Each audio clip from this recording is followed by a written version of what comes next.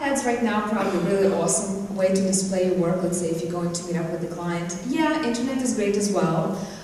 You know what, don't forget, nobody's going to promote you better than you promote yourself. So, anywhere you go, take a few of your business cards, take some flyers with you.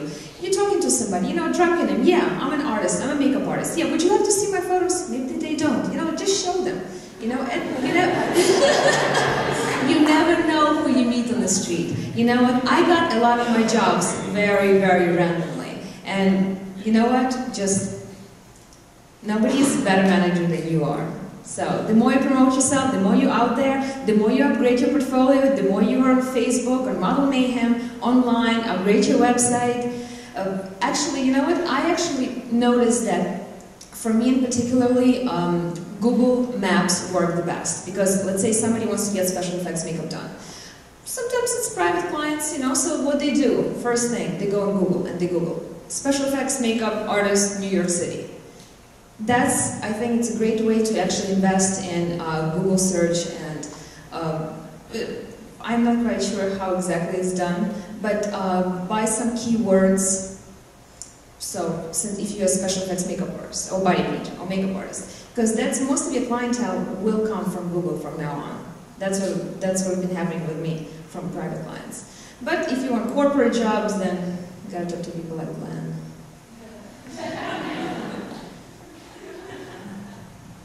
I think portfolios are great, obviously, to have with you if anybody spontaneously comes across you and says, you're a makeup artist, say, here, I'd like to see your work. The other thing is your work experience references. Don't ever burn your bridges when you're meeting someone just because you think they might be goofy or whatnot. Don't treat them like crap. They could very well give you a job later. When you have a job, work as hard as you can. Don't ever just sit there, standing there. When worst comes to worst, pick up a broom. It won't hurt to clean. A lot of my jobs have come from word of mouth, from someone saying, I work with her, she does a great job at this. Even if you're not a professional level, they'll still hire you because you're a hard worker and you care about what you do.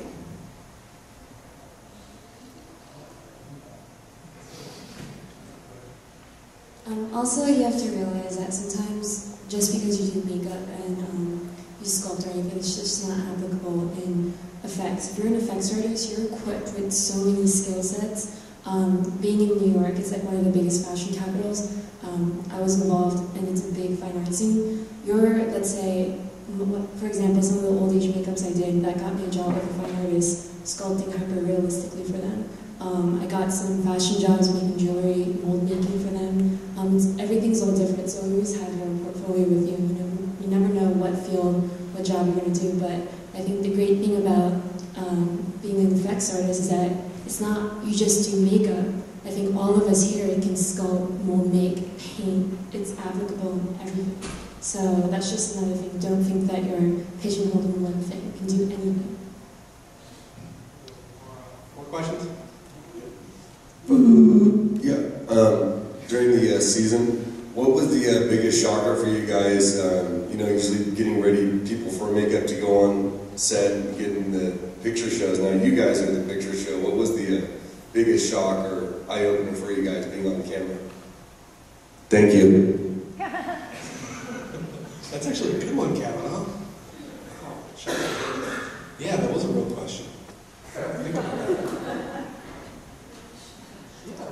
Like I was shocked that we weren't able to touch up our makeup. So I mean, first season, first episode, we had no clue what we were doing walking into the show. We just knew that it was a makeup competition show. So first episode, we go out there. Like, what do you mean we can't touch up our makeup? They're going to go look at it in a second. I mean, you can't. That's it. Once it's out there, it's out there. That was, I guess, I mean, being first season and nobody knowing what to expect at all. Everything was a shock. But that was kind of, I guess, the biggest one for me. It's hard to answer because we're supposed to talk about stuff we don't know about. No, I mean, you guys know that we don't get, I mean, we get our last one when it goes out to this job.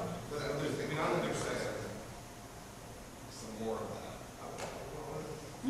I think the bigger shocker for me on the show was when we walked into the lab for the first time. It was so beautiful. It looks like something out of IKEA or something. I mean, there was not a speck of stone, dirt anywhere. I was like, oh my God, I'm so scared to work here. What if I scratch a table? Can they find me for that? I don't know.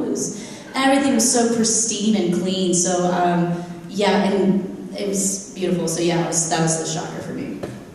I heard somebody from your season tried to use a door from the lab as part of one of their makeups, so I guess some people were. Really? Well.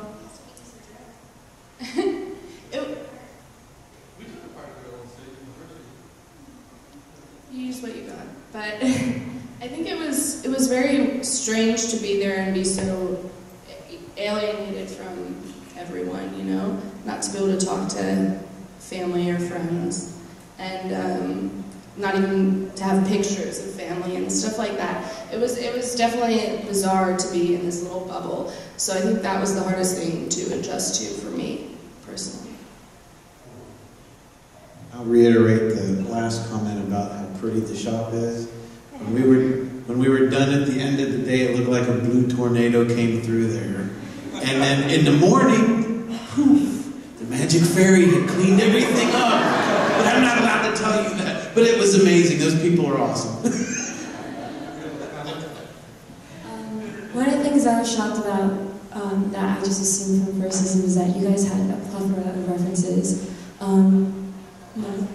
Yeah, you don't have to. I was surprised that everything that you guys saw on the show, maybe we had access to like one picture, but I can't stress enough how important it is to always have references. If you ever look at any artists in progress, they have a gazillion photos. Always have that on there. When we were working, everything was from the head and our little drawing that we did, like in a short amount of time. But always have references, and that's the only way you're going to get better. You got to learn from nature and see what's around you. That was a huge shock. Question over here? Hey. What's the best advice you could give for someone who's going out for a future season? Who do you like? Practice?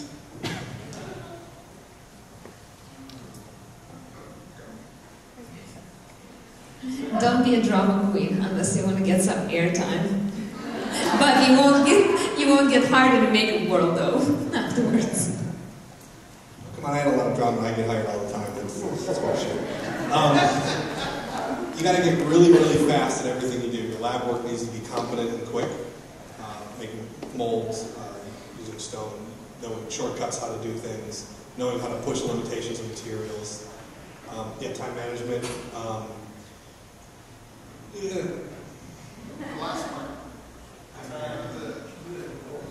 Don't second guess yourself. You have to be really, you don't have time to overthink things or second guess things. You just have to go straight for it.